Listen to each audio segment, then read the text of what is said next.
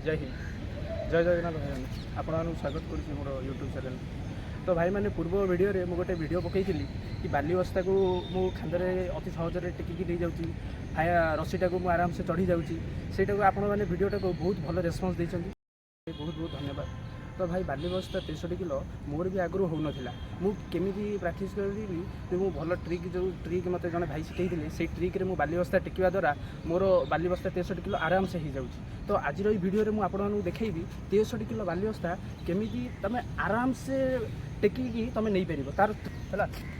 हाँ तो भाई ये जो बाली बस्ता ये हूँ 50 किलो बाली बस्ता मुझे कहीं 50 किलो करना डायरेक्ट जब आम 63 किलो बाली बस्ता आम टेकिबा ताले बहुत आमको कष्ट हम। ये जो अटा मेरुदंड जो आमर अच्छी से क्रैक हबार संभावना अच्छी रका बसार संभावना अच्छी हठात आम 63 किलो टेकबे आम प्रथम धीर पानी पथर घाटे जमी गोटे हांडी गोटे भरिया हेले टोपे टोपे पानी होकर से दिन फुल हे से भाया ये जिन आम प्रथम कम चेष्टा करा। तो ये बाली बस्ता हूँ 50 किलो प्रथम यहीटा को मुझे ट्रिक्रे शिखेबी कि यहाँ केमी आम आराम से टेकवा तापर धीरे धीरे आम बढ़ई 63 किलो करवा।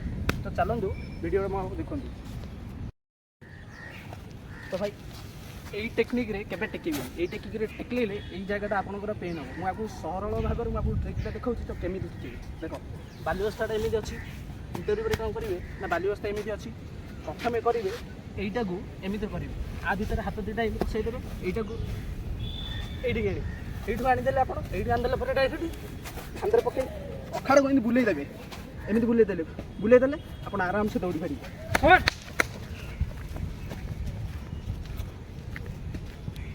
चलो चलो चलो